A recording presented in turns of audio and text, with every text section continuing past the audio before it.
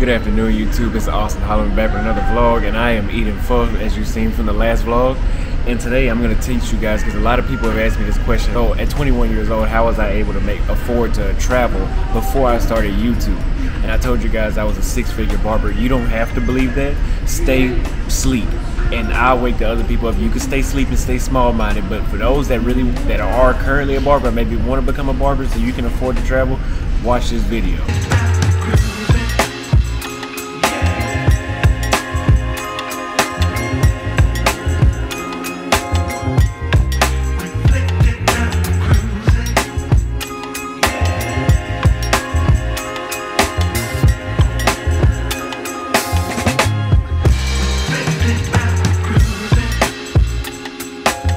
The number one way that I became a six-figure barber in 1 year is by constantly always trying to figure out how can I improve the customer experience. One way that I chose to improve the customer experience is by providing beverages. Whether I had coffee available, most importantly, I had alcohol available or water.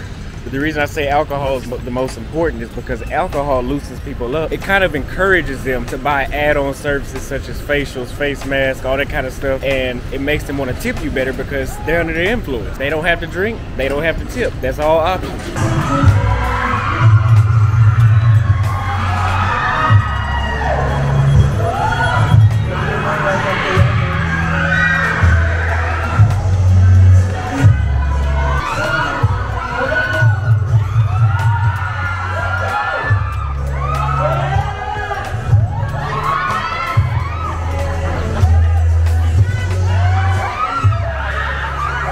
So another way that I was able to improve the experience of my customers when they came and got a haircut and made it more than just a regular haircut was keeping the smell of the room right. And that means if it's allergy season, you need a certain eucalyptus oil or some sort of oil that'll give somebody a sense of relief. Or, you know, if it's Christmas time, have a Christmas scent. Just have something that creates a mood and a vibe whenever people walk into your space. And elaborating more on the space, I had my own private space. At first I was cutting out my living room apartment that I turned into a barbershop. I put a picture of that here.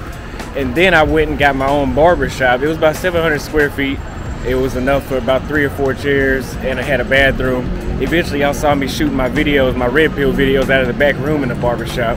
Having a private space makes the entire experience completely different because clients can open up to you and actually get to know you without. I used to hate guys when I used to go to the barber shop and people be eavesdropping on my conversation every time I talked about something. Another point you could do is to have the proper entertainment. By entertainment, I mean music, have good music, and that means depending on what type of clientele you have, if you have a bunch of 22-year-olds, you might be fine playing Lil Baby, but if you were like me, your average customer was 35 and up, I play more mature music because that's what I listen to anyway, so I automatically, naturally attracted that crowd. But having the right music, a TV in the room also helps. It's the proper entertainment to make getting a haircut a lot more pleasant. Also, there's another form of natural entertainment that we all have, but you have to master, which is being able to converse with people you don't know for long periods of time. So the average person will sit in my chair about 45 minutes to about 1 hour and 20 minutes depending on what they got.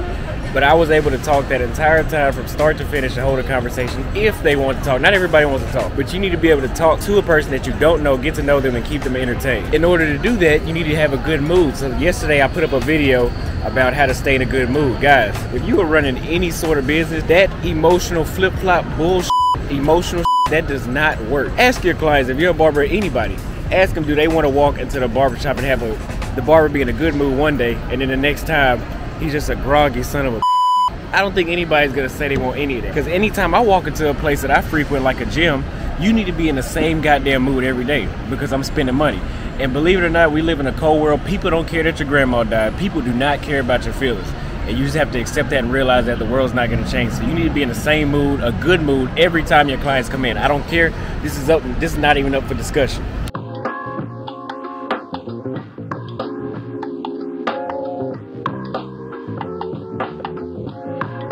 These are all about 100 pesos a piece, but I think I'm gonna go with these Adidas shorts because that color looks good on my skin, so I'm gonna get these.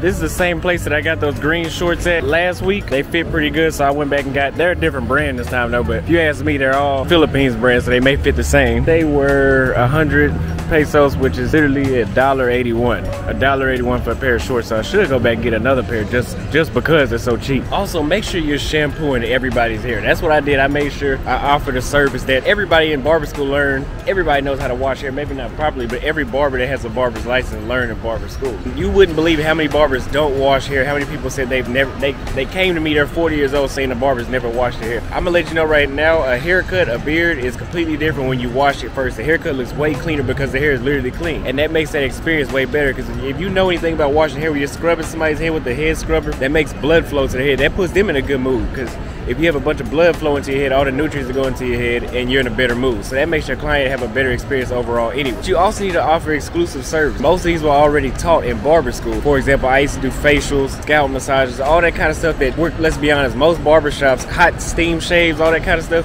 most barbershops, they've been trained to do that, but they refuse to do that because they think it's gay or it's too much work and they want quick money. I'm gonna let you know right now, you take your time. Just like I started taking more time on my videos and people appreciate it, I started taking a lot of time on my haircuts, which I always did.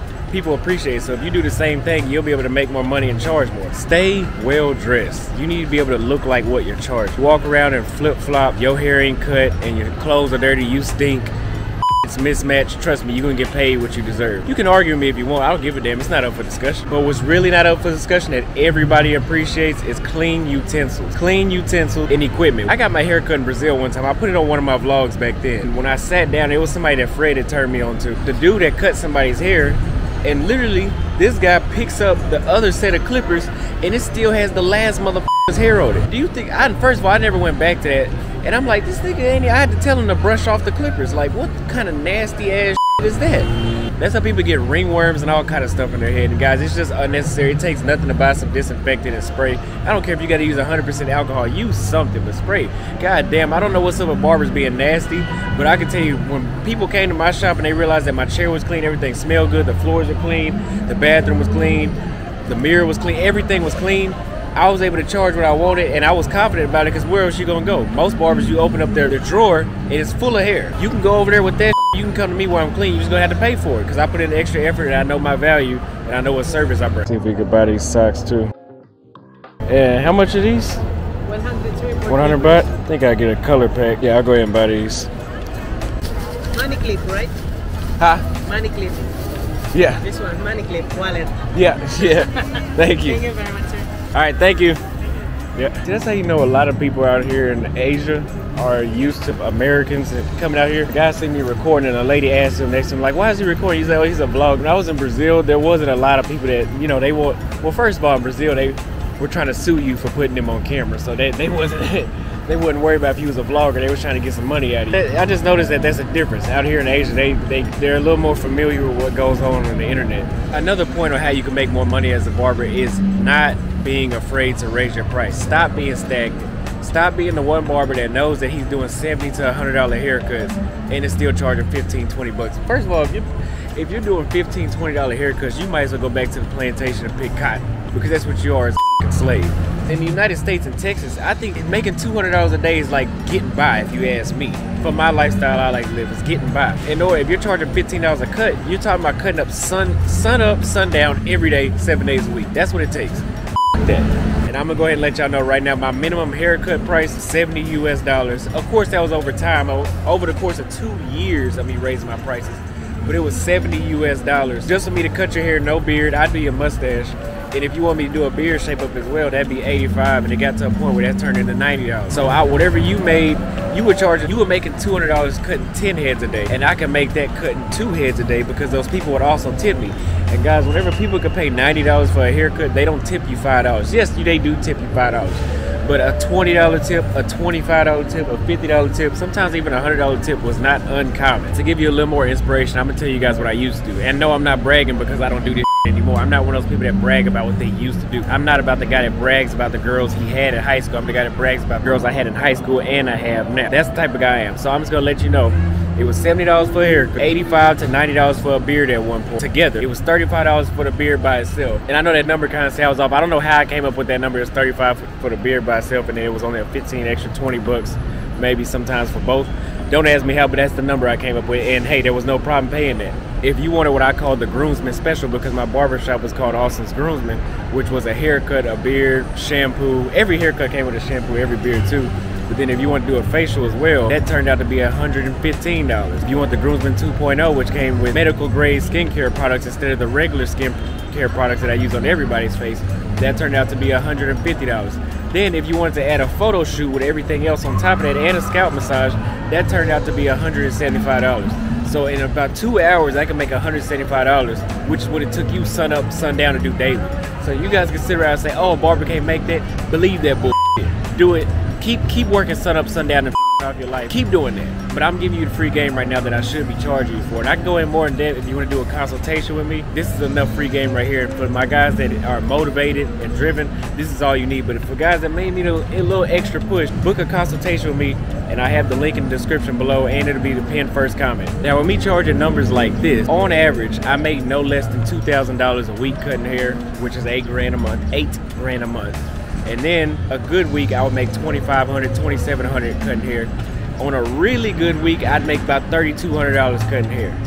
On an excellent, fantastic week, sometimes I made $4,000. It's up to you what you want to do. You guys are used to living off $4,000 a month. I'm just letting you know, this is being a barber is an underrated skill that you can do to make that kind of money in a week. Believe it or not, if you got the quality service and you have the good customer service and you have a good haircutting skill, there are clients I had that would spend $150 2, sometimes 3 times a week. There are a lot of people with money in the DFW area to off. That's why it's the fastest growing metroplex in the country right now. That's why there's more people in the homes right now.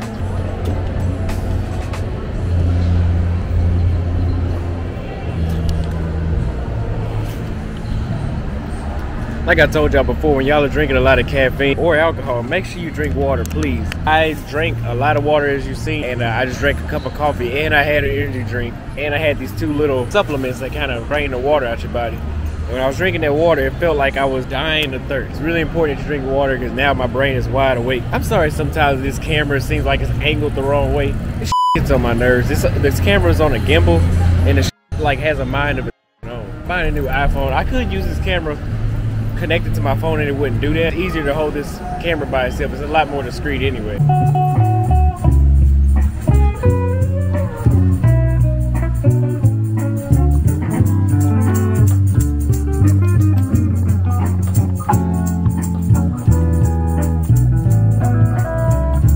So now we're about to walk back to the mall. For some reason, Austin has a extreme habit of going shopping every day since I've been in the Philippines. So we about to go back to H&M because they got a lot of stuff here compared to the one in the States. I'm about to see if they got something new that I want. Let me let y'all know something right now. If you're not advertising your barber services on Instagram or Facebook or Google, you're out of luck. Depending on walk, guys, I never depended on a walk-in when I started working for myself. I was working at somebody else's barbershop, but when I started working out of my apartment, what you thought I was gonna put a sign outside of my apartment that said barbershop? What you think I'm gonna get fucking robbed?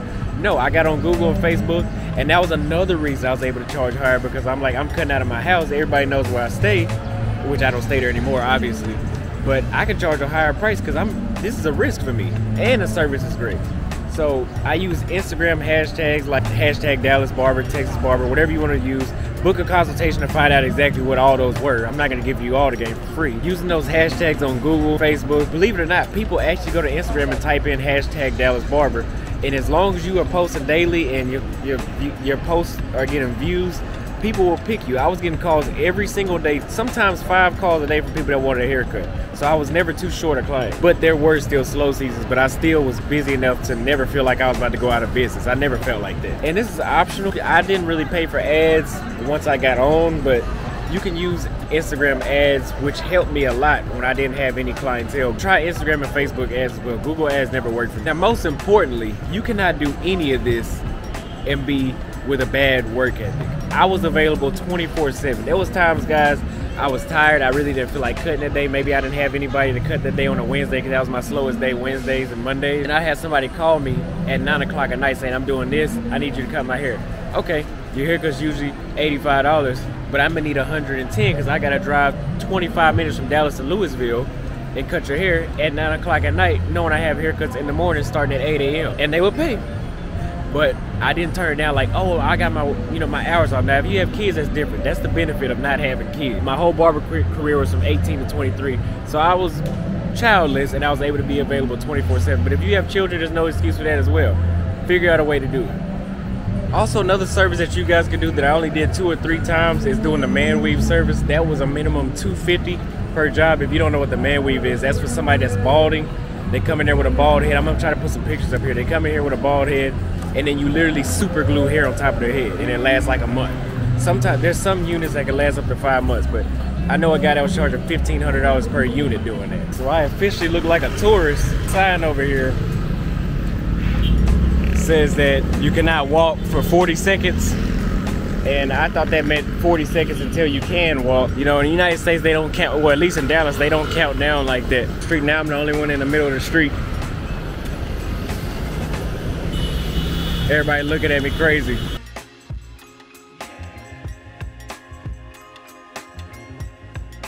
These white pants may be a decent look to have on a certain day. They really don't have anything else I like in here that I haven't bought already, so we're gonna try on. They got these brown pants too. This color. I'm gonna try them both on.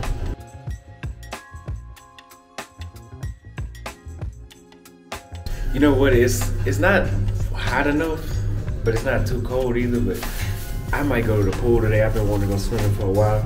I just get off antibiotics, so maybe it's not a good idea to get right back on them if it's not, warm enough outside. But let's see what these pants look like first. So I'm gonna let y'all know right now, these are a no-go because they are relaxed fit. I don't wear a relaxed fit, but the color is really good, but that shit is too big for me. I like for mine to be more slim. I was born in 1999. All right, so these shorts I bought too, I might have to walk back and change them out because they seem like they look good right here, but actually no, they don't when I put the camera like this.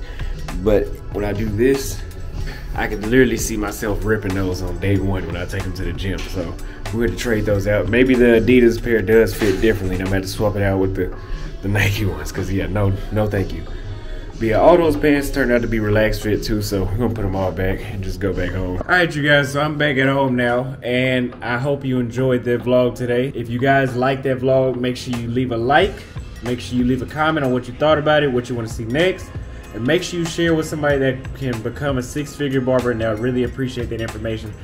And if you really like the content, make sure you leave a donation. If you want to, you don't have to. But if you want to, it's $ Austin Holloman on Cash App. And the PayPal donation is austinholloman@gmail.com. I'll see y'all tomorrow.